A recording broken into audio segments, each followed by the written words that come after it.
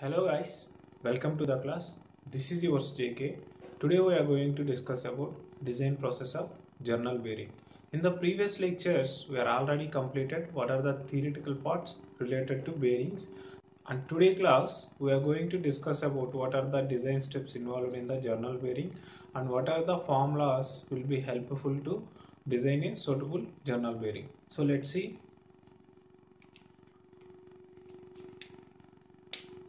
Here also few important steps involved what were discussed in the previous lecture. Similarly, some steps are helpful to design a proper journal bearing here. Let's see, first one is the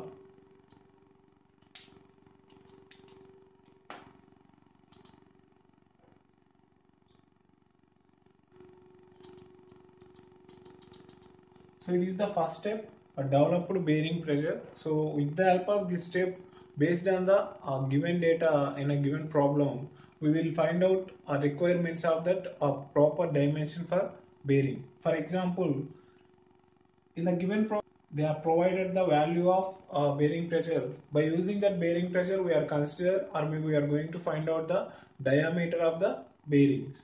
So this is the first step here, and next step is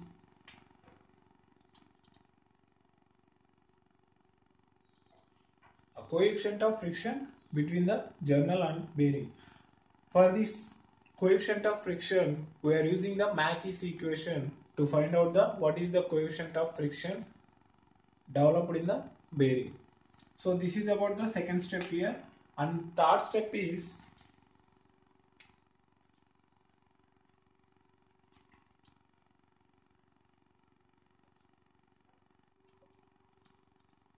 so it is the third step here, heat generated in the bearing. So with the help of this step, we are going to find out the how much amount of heat is developed in the bearing.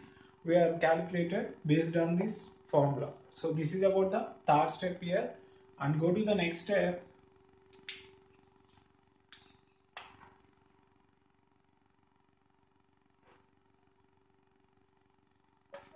So it is the fourth step here, heat dissipated in the bearing. In the third step, we are going to find out how much amount of heat generated in the bearing. With the help of this step, we are going to analyze the how much amount of heat dissipated from the bearing. We are going to find out that one. This is about the fourth step here, and go to the next step.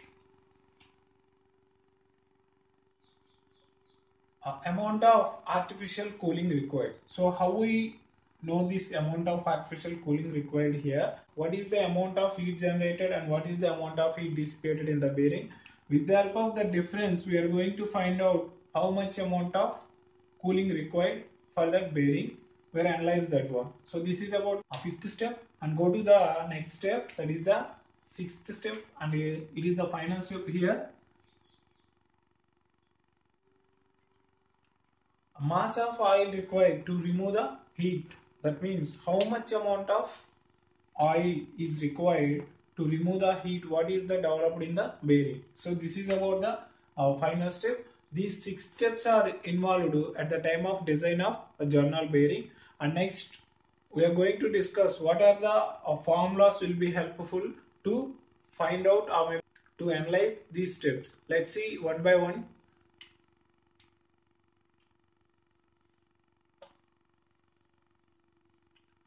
So it is the first step. The developed bearing pressure is indicated by term P. So that is equal to, how we are going to find out that P here, that is equal to W by L into D. So this is the formula to find out the developed bearing pressure in the bearing. So here let's see what are the terms here. W is the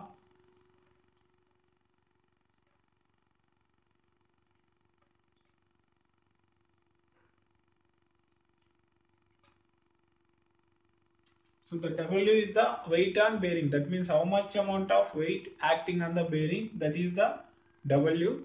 And next here L is the, that L indicates the length of the bearing.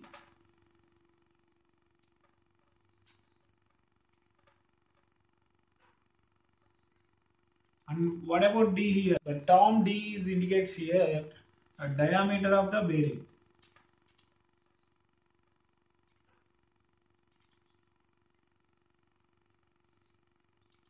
So this is about that developed bearing pressure. Here when we know these all terms, it is easy to find out the developed bearing pressure.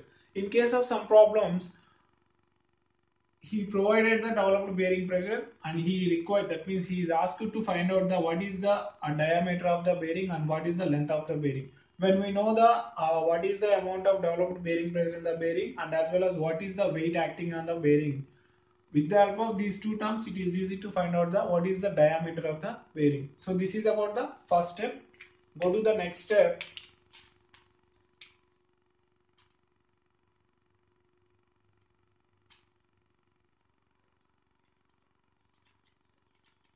So it is the second step, coefficient of friction between the journal and bearing. So that coefficient of friction is denoted by term mu. So that is equal to, I am already discussed with. So the coefficient of friction is considered with the help of Mackey's equation.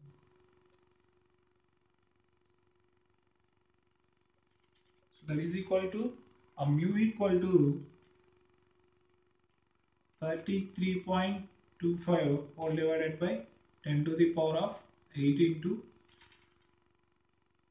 Zn by P. So that Zn by P is the bearing characteristic number into d by C. So the d by C is the diametral clearance here plus K. So this is about the Mackey's equation. It will be helpful to find out the coefficient of friction between the journal and bearing. Let's see what are the terms involved here. So that Zn by P is the bearing characteristic number here.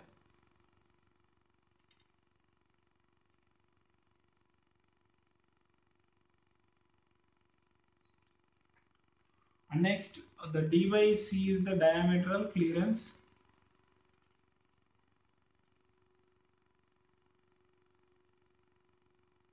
Diametral clearance.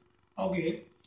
Here let's see. The Z is the absolute viscosity, and here N is the speed of the bearing, and after that P indicates the developed bearing pressure. The developed bearing pressure we are already find out in the above step, and here D is the diameter of the bearing and C is the diametral clearance. So with the help of the diametral clearance and diameter of the bearing, we are going to find out the d by c term. And after that, here K is the correction factor. How we are considering that correction factor? That correction factor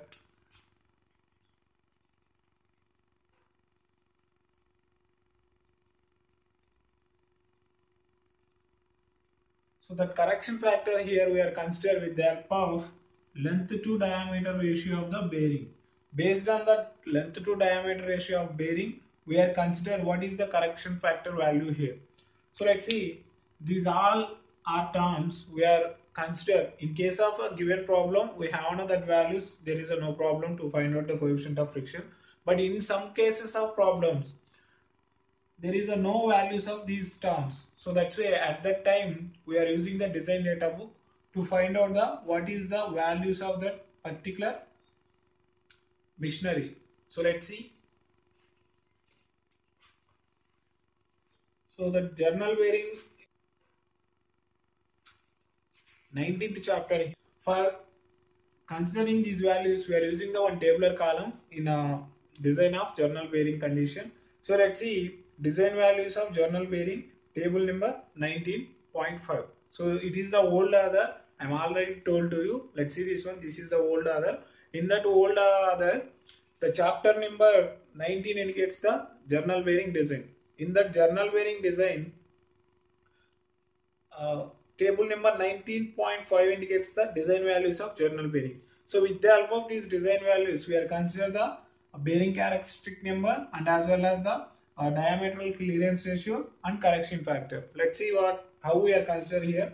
In the given problem, he mentioned which type of bearing you are going to design for which type of application. So based on these applications, for example, if you find out here a stationary high-speed steam engines, in case of stationary high-speed steam engines, by using that applications, we are consider the Zn by P value, that means bearing characteristic number value, and as well as the diametral clearance ratio value. So with the help of these values, it is easy to find out that what is the coefficient of friction.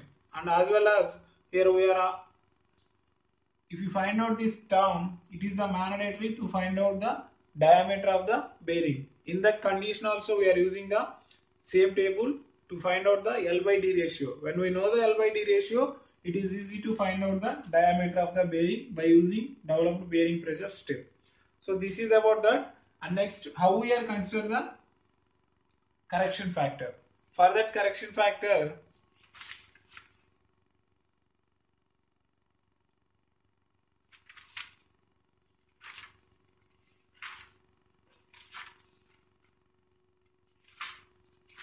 so let's see for that correction factor. Here I am prefer the figure number 19.2. With the help of this figure, we are going to consider the correction factor. Let's see. For example, here we know the L by D ratio value. I think here I am consider the L by D ratio value 2. At this point of two conditions, this graph where touches the correction value. Let's see.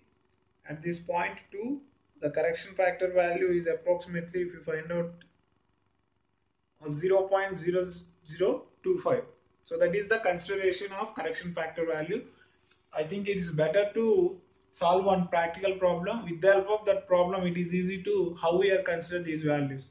So this is about the coefficient of friction. When we know these all are values, it is easy to find out the what is the coefficient of friction between the journal and bearing. So this is about the second step. Go to the next step.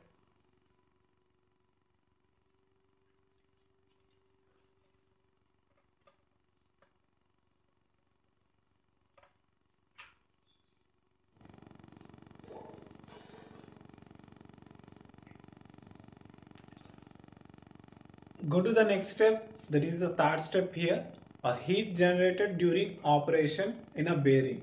So it is denoted by Hg, it is denoted by Hg, that is equal to mu into W into V. That H is equal to mu into W into V. So it is the form to find out the heat generated during operation in a bearing. So here we are already know mu is the coefficient of friction and W is the weight acting on the bearing. That weight acting on the bearing is provided in a given problem, and mu is coefficient of friction we are already derived in the last step. And next, what about V? Here that V is the sliding velocity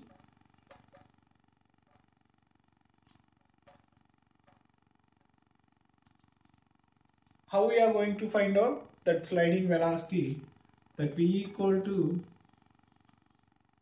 pi dn by 60. So it is the form to find out the sliding velocity in a bearing. Here we know d is the diameter of the bearing and n is the speed of the bearing. Based on these two considerations, it is easy to find out the what is the sliding velocity in the bearing. When we know the sliding velocity, it is easy to find out the what is the heat generated during operation in a bearing. So this is about the third step. Go to the next step.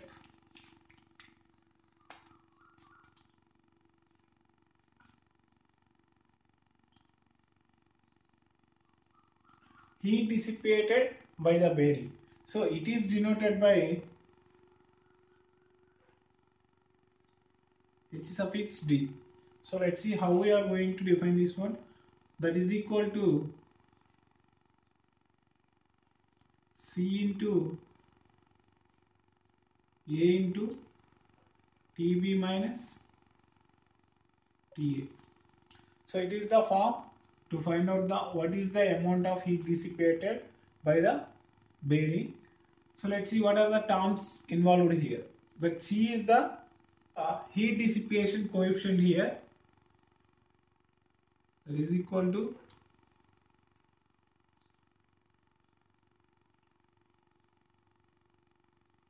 heat dissipation coefficient. So this value is provided in the problem. In case of there is a no value of heat dissipation of coefficient in the problem, by using the design data book we are consider this value. Let's see that one. So this is about the heat dissipation by the bearing. Here let's see, here we have two considerations based on the unventile and another one is the well untailed. So based on the well untailed we are consider the heat dissipation coefficient. So it is the between the range of 490 to 1400 watt per meter square degree centigrade. So this is about the heat dissipation coefficient. And next one, here A is the projected area. Here that A is the projected area.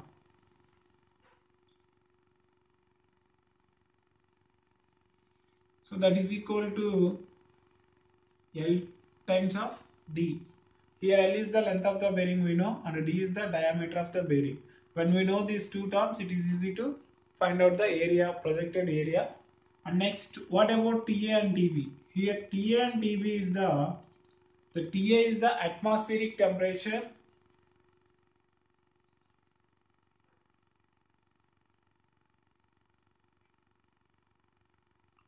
and TB is the bearing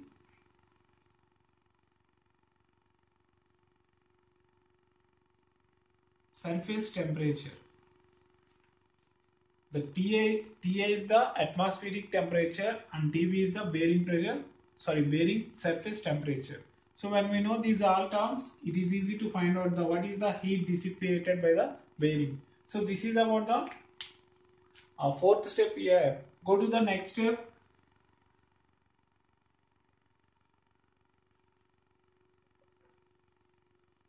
So this is about the fifth step, amount of artificial cooling required. So it is denoted by Q suffix D. So how we get this one? Nothing but it is the difference between what is the heat generated by the bearing and what is the heat dissipated by the bearing. So with the help of these differences, we get the what is the amount of artificial cooling required for a bearing. So that is equal to Hg minus Hd. The amount of heat generated during the operation minus amount of heat dissipated by the bearing. With the help of the difference, we get the how much amount of artificial cooling required for the bearing. So this is about the fifth step. Go to the next step, that is the final step in the design of general bearing. So let's see what is that.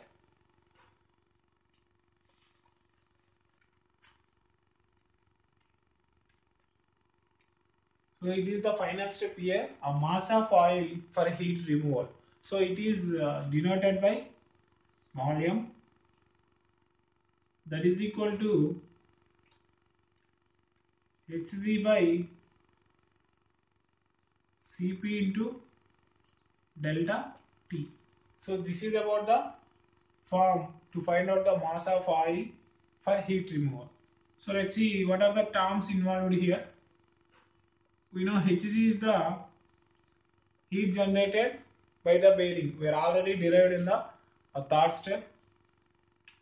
And what about that Cp? The Cp is the specific heat of oil here. Specific heat of oil. So that is equal to this value also provided in the given problem. In case of that value is not mentioned in the given problem, let's prefer the design data book. So if you find out this one, a mass of oil for heat removal, with the help of this one, here we are going to consider the what is the value of specific heat of oil. So it is the between the range of 1840 to 2100.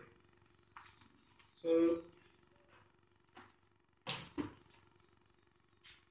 that Cp value between the range of 40 to 2100 joule per kg per degree centigrade. So this is about the Cp specific heat of oil. And next, what about delta T? The delta T is the temperature difference between inlet and outlet of the bearings. So this is about the delta T. When we know these all terms, it is easy to find out what is the, that means how much amount of oil is required to remove the heat in a bearing. So this is about the design of journal bearing. In the next class, we are going to solve few more model problems related to design of journal bearing. So this is about the today class. Thank you. If you have any queries regarding this lecture, please comment in comment box, and thank you for your watching.